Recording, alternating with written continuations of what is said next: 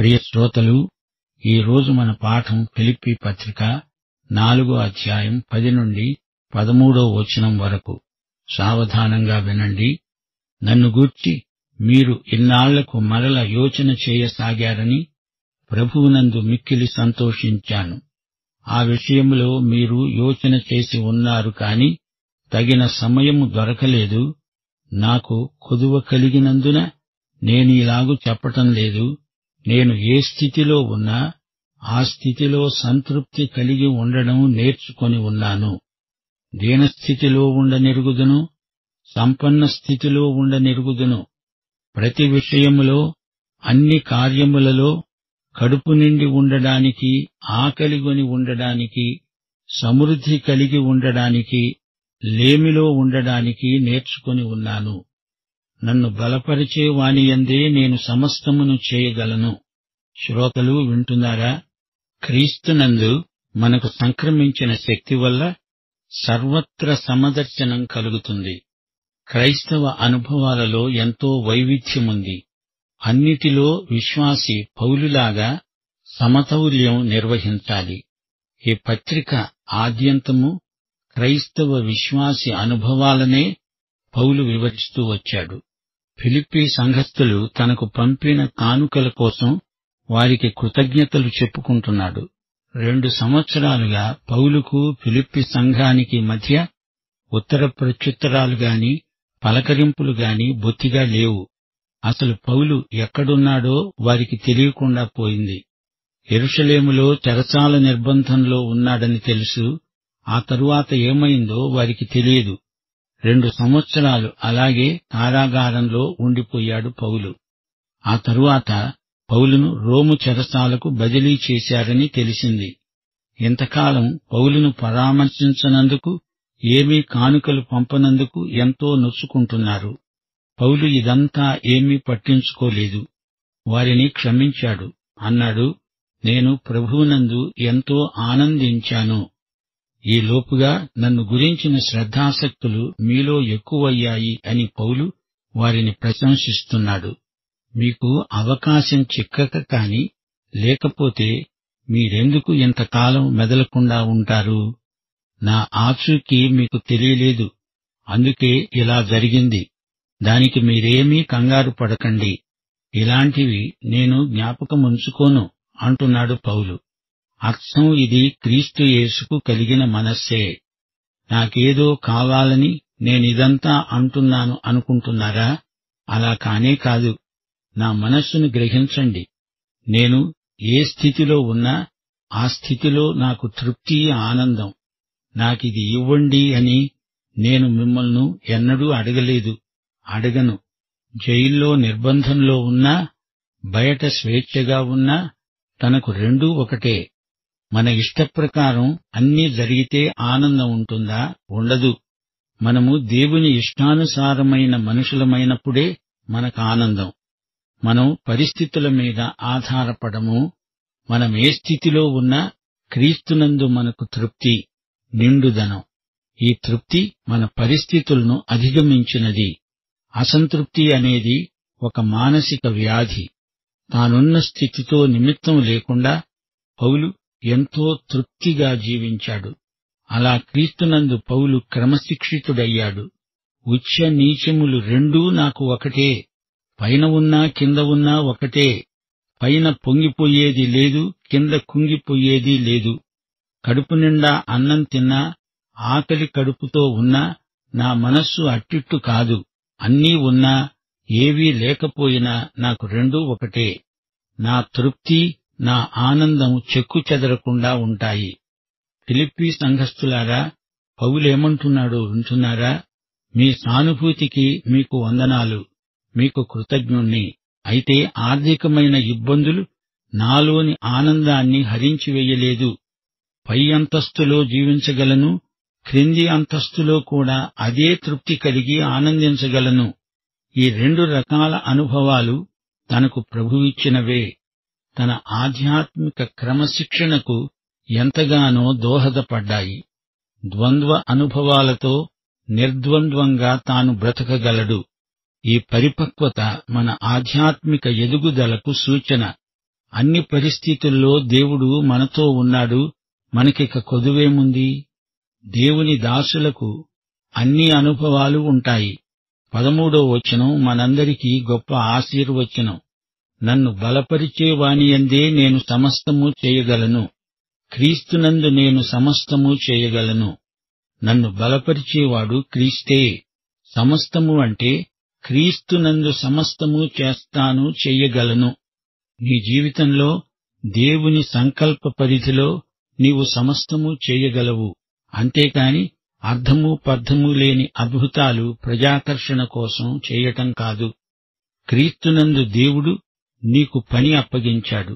ఆ పని చేయడానికి క్రీస్తునందు ఆయనే శక్తి అనుగ్రహిస్తాడు. నీకు ఆయన ఏ వరమిచ్చినా దాన్ని ప్రయోగించటానికి కావలసిన శక్తి ఆయనే ఇస్తాడు. విశ్వాసి జీవితంలో వరము దేవుని ఆత్మశక్తిని ప్రచురం చేస్తుంది. రైలుబండి రైలు పట్టాల మీద ఎంతో వేగంగా పరిగెత్తగలదు. పట్టాలు తప్పితే పడిపోగలదు కూడా. పట్టాల నుండి వేరై రైలుబండి అసలు కదలలేదు, ఏమీ చెయ్యలేదు. క్రీస్తునందు నన్ను బలపరిచే క్రీస్తును బట్టి ఆయన చిత్తప్రకారం నేను సమస్తము చేయగలను. విశ్వాసి క్రీస్తు శరీరంలో ఒక అవయవం. ఈ శరీరానికి శిరస్సు యేసుక్రీస్తే. ఆయన శరీరంలో ఉండి నీవు ఎంతైనా పనిచేయగలవు. శరీరం నుండి వేరైపోతే నీకు అసలు విలువే లేదు. నేను రక్షించబడింది మొదలుకొని ఈ రోజు వరకు ఆయన నాకు అప్పగించిన పని ఎంత కఠినమైనప్పటికీ నేను చేయగలుగుతున్నానంటే రహస్యమిదే. ఆయన నన్ను బలపరుస్తున్నాడు. ఆయన నన్ను పరలోకానికి తీసుకువెడతాడు. అంతవరకు ఆయన నన్ను బలపరుస్తూనే ఉంటాడు. అందుకే పౌలు ఘంటాకంఠంతో చెప్తున్నాడు, నన్ను బలపరిచే క్రీస్తునందే నేను సమస్తము చేయగలను. నీ కొరకు ఆయన చిత్తమేదో అదంతా చేయడానికి నిన్ను బలపరిచేవాడు క్రీస్తే. నీ ఇష్టమొచ్చినట్లు చేయడానికి ఆయన నిన్ను బలపరుస్తాడు అనుకోవద్దు. ఆయన చిత్తమేదో అంతవరకు మాత్రమే ఆయన నిన్ను బలపరుస్తాడు. అది ఆయన వాగ్దానం. క్రీస్తునందున్న మనము ఆయన చిత్తము అనే రైలు పట్టాల మీద వేగంగా పరిగెత్తే ట్రైనే మనం. క్రీస్తునందలి మనస్థానం నుండి ఎప్పుడూ వైదొలుగుతామో అప్పుడు మనమెందుకు కొరగాం. పాపం చేస్తే, స్వార్థంతో నిండిపోయి ఉంటే పట్టాలు తొలగిన రైలుబండిలాగే ప్రమాదానికి గురి అవుతాము. సరైన సహవాసం లేకపోయినా బలహీనపడతాము. యోహాను సువార్త 15వ అధ్యాయం 7వ వచనం, ప్రభువు ఇదే మాట అన్నాడు, నాయందు మీరు, మీయందు నా మాటలు నిలిచి ఉండిన ఎడల మీకేది ఇష్టమో అడగండి, అది మీకు అనుగ్రహించబడుతుంది. ఆయనను ఏది అడిగినా మనము ఎక్కడ ఉన్నామో ముందుగా నిర్ధారణ చేసుకోవాలి. నీవు దేవుని చిత్తంలో ఉన్నావా లేదా? క్రీస్తు నిన్ను బలపరచాలంటే నీవు క్రీస్తునందు ఆయన సంకల్పమందు ఉండాలి. దేవుని చిత్తము నీలో నీ ద్వారా నెరవేరాలంటే ఇదే మార్గం. అసలు సంగతేమిటంటే నీవు దేవుని చిత్తమందు నిలిచి ఉండి అప్పుడు నీకేది ఇష్టమో అడుగు. అంటే నీ ఇష్టమంటూ ప్రత్యేకంగా ఉండదు. ఆయనకేది ఇష్టమో అదే నీ ఇష్టమై ఉంటుంది. బైబిలు జ్ఞానం గలవారికి మాత్రమే దేవుని చిత్తమేదో బోధపడుతుంది. బైబిలు అధ్యయనం చేశాను అనుకోగాని నీ సమస్యలు మటుమాయమైపోతాయి అనుకోవద్దు. నీ శరీరాన్ని సజీవ యాగంగా ఆయనకు సమర్పిస్తే, మనసు మారి రూపాంతరం పొందుతూ ఉంటే అప్పుడు ఉత్తమము, అనుకూలము అయిన దేవుని చిత్తమేదో పరీక్షించి తెలుసుకోగలుగుతావు. దేవుని చిత్తము దానిని చేసేవారికే బయలుపరచబడుతుంది. పందుల ముందు ముత్యాలను పొయ్యడు దేవుడు. ప్రియ సోదరుడా, సోదరి, నీవు ప్రతిరోజూ దేవుని వాక్యం ఎంతసేపు చదువుతావు, ధ్యానిస్తావు? దేవుని వాక్యంలో నీ ప్రతి సమస్యకు జవాబు ఉంది. దేవుని వాక్యాన్ని లోతుగా అధ్యయనం చేయడం సాధన చేసి చూడు. ఒక్క యోహాను సువార్త చదివాను, యూదాపత్రిక చదివాను అంటే సరిపోదు. బైబిలంతా ఒకే పుస్తకం. ఆదికాండం మొదలుకొని ప్రకటన గ్రంథం వరకు అంతా ఒకే గ్రంథం. బైబిలంతా తెలిసిన వారికే దేవుని సంపూర్ణ చిత్తమేదో ప్రత్యక్షమవుతుంది. 66 గ్రంథాలన్నీ కలిసి బైబిలు, ఒకే పుస్తకమని మరిచిపోకండి. వాక్యాధారంగా నీవు దేవునికి సజీవయాగమైపోతావు. నీకు ఆనందము, తృప్తి, దేవుని చిత్తం అమలుపరుస్తున్నాను అనే ఆత్మ నిశ్చయత కలుగుతాయి. నీవు ధన్యుడివి. శ్రోతలు, ఈ పాఠంలో తృప్తిని గురించి పౌలు మాట్లాడాడు. పౌలుకు ఎంతో ఆనందం. ఇంతకాలానికి మళ్లీ ఫిలిప్పి సంఘబిడ్డలు తనను జ్ఞాపకం చేసుకున్నారు. వారి తలంపులు వికసించాయి. వారు పౌలును గురించే చింతిస్తున్నారు గాని పౌలు ఎలా ఉన్నది, ఎక్కడ ఉన్నది తెలియక జాప్యం జరిగింది. నా అక్కరలను పురస్కరించుకొని నేను మీకిదంతా రాయడం లేదు. నాకైతే ఏ స్థితిలోనైనా తృప్తే. నేను క్రీస్తునే నేర్చుకున్నాను. ఆయన మనస్తత్వమే నాకుంది. కొన్నిసార్లు ఎంతో దయనీయ పరిస్థితుల్లో ఉన్నాను. కొన్నిసార్లైతే నాకు కావలసిన దానికంటే ఎక్కువ సమృద్ధి. ఈ విధంగా విభిన్నమైన అనుభవాల్లో ఆరితేరాను. కడుపు నిండా తిన్న రోజులున్నాయి. ఆకలి కడుపుతో పస్తున్న రోజులు ఉన్నాయి. ఆయన బలపరుస్తున్నాడు కాబట్టి నేనిదంతా చేయగలుగుతున్నాను. నేను ఆయన బలపరుస్తున్నంత వరకు సమస్తము చేయగలను. ఫిలిప్పీ సంఘస్థులు తనకు పంపిన కానుకలను బట్టి వారికి కృతజ్ఞతలు చెప్తున్నాడు. పరిస్థితులు అనుకూలించలేదు గనుక 2 సంవత్సరాలు ఆలస్యమైంది. నేనున్న పరిస్థితిలో నాకెంతో తృప్తి ఉంది. అసంతృప్తి అంటే ఏమిటో నాకు తెలియదు అంటున్నాడు పౌలు. సంతృప్తి భావన పౌలుకు దేవుడిచ్చిన వరం. స్వయం సమృద్ధి పౌలు ఆనందానికి హేతువు.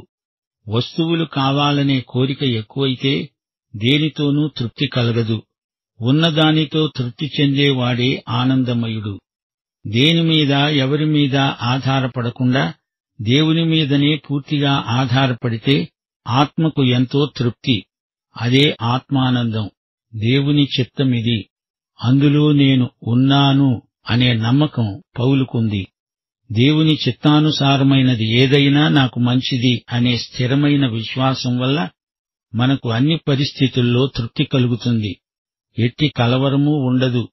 దేవుని చిత్తానికి వ్యతిరేకంగా ఆశిస్తే మనసానందం హరించుకుపోతుంది.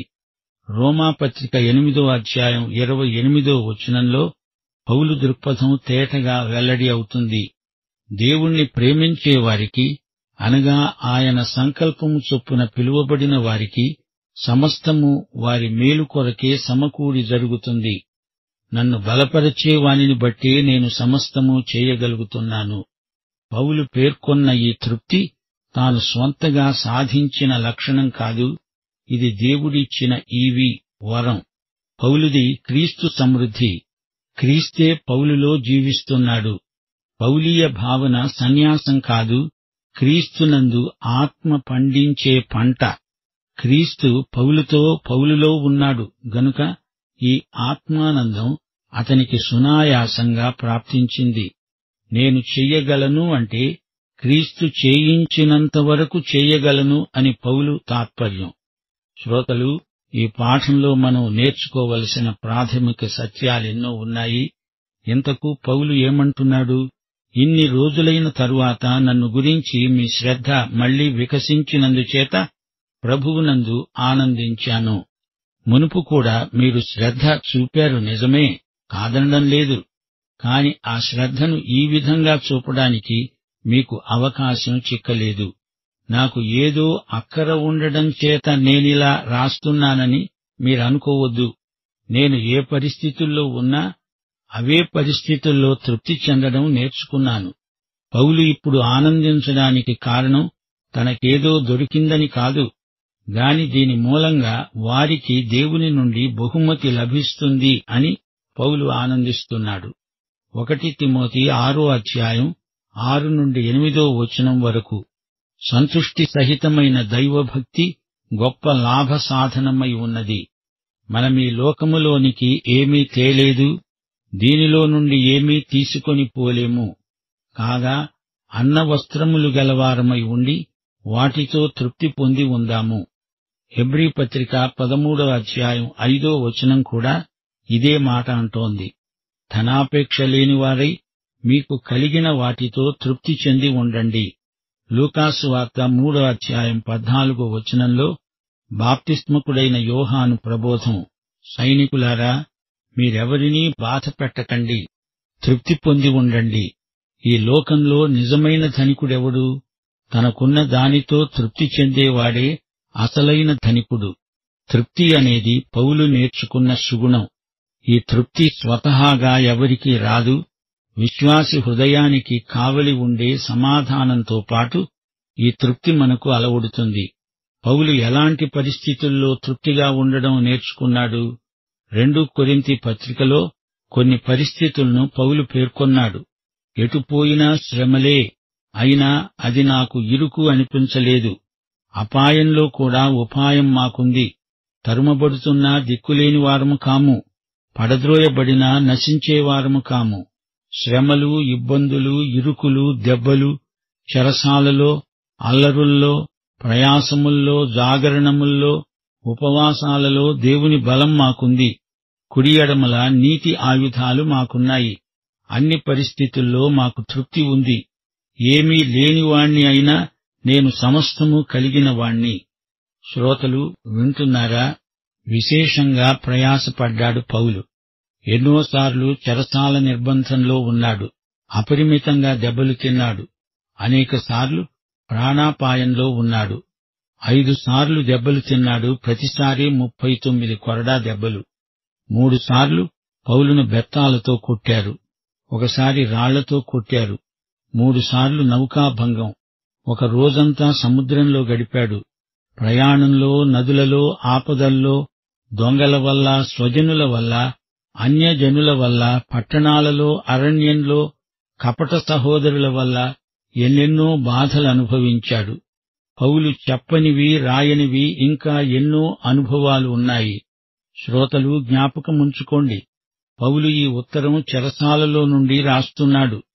ధనము, ఆస్తిపాస్తులు, సుఖభోగాలు, విలాస వస్తువులు కూడబెట్టుకోవాలి అనే ఆశగలవారు దేవుని వాక్య ప్రమాణానికి ఎంతో దూరంగా ఉన్నారు. ఇలాంటి మనస్తత్వం ఆధ్యాత్మిక జీవితానికి ఎంతో హానికరం. పౌలంటున్నాడు, నన్ను బలపరుస్తూ ఉన్నవాని ద్వారా నేను అన్నీ చేయగలను. శ్రోతలు గమనించండి, పౌలు నేర్చుకున్నదే విశ్వాసులందరూ నేర్చుకోవాలి. 2 కొరింథీ 12:8-10 ప్రభువు అన్నాడు, నా కృప నీకు చాలు, నీ బలహీనత యందు నా శక్తి పరిపూర్ణమవుతున్నది. నేనెప్పుడు బలహీనుణ్ణో అప్పుడే బలవంతుణ్ణి. క్రీస్తు నిమిత్తము నాకు కలిగిన బలహీనతల్లో, నిందలలో, ఇబ్బందుల్లో, హింసలలో, ఉపద్రవములలో నేనెంతో సంతోషిస్తున్నాను. ఇది పౌలు సాక్ష్యం. నాకేమీ చేతకాదు అని విశ్వాసి ఎన్నడూ అనుకోకూడదు. బలపరిచేవాడు క్రీస్తు నీకు ఉండగా నీవు ఏదైనా చేయగలవు. సర్వసమర్థుడైన దేవుడు నీకున్నాడు. పౌలు తన స్వంత శక్తి సామర్థ్యాలపైన, తన స్వంత క్రమశిక్షణ మీద నమ్మకం పెట్టుకున్నవాడు కాడు. జీవితంలో ఎలాంటి పరిస్థితి ఎదురైనా, ఏ పని చెయ్యవలసి వచ్చినా, ఎంత కష్టమైనా తాను విజయం సాధించగలడు. ఇదే పౌలు సాక్ష్యం. రోమాపత్రిక 8:37 మనలను ప్రేమించిన వాని ద్వారా మనము అత్యధిక విజయము పొందుతున్నాము. క్రీస్తునందు మమ్ములను విజయోత్సవముతో ఊరేగిస్తున్న దేవునికి స్తోత్రం. పౌలుకు కలిగిన మనసు ఎలాంటిదో గుర్తించారా? శ్రోతలు, 2 కొరింథీ 3:4-6 వరకు మా వలన ఏదైనా అయినట్లుగా ఆలోచించడానికి మా అంతట మేమే సమర్థులమని కాదు, మా సామర్థ్యము దేవుని వల్లనే కలిగింది. ఆత్మకే పరిచారకులమవడానికి మాకు సామర్థ్యము కలిగించినవాడు ఆయనే. ఎఫెసీ పత్రిక 3:20 ఈ పాఠాన్ని ముగిస్తున్నాము. మనము అడిగే వాటన్నిటికంటే, ఊహించే వాటన్నిటికంటే అత్యధికముగా చేయడానికి శక్తిగల దేవునికి మహిమ కలగాలి. ప్రియశ్రోత, నీవీ యేసుక్రీస్తును నీ స్వకీయ రక్షకునిగా, ప్రభువుగా ఎరుగుదువా? అయితే ఈ పాఠంలోని సత్యాలన్నీ నిన్ను ఉద్దేశించినవే. పాఠం ఇంతటితో సమాప్తం. మన ప్రభువైన యేసుక్రీస్తు వారి కృప, తండ్రి అయిన దేవుని ప్రేమ, పరిశుద్ధాత్మ యొక్క అన్యోన్య సహవాసము మనకందరికీ నిత్యత్వము పర్యంతము తోడై ఉండునుగాక. ఆమేన్.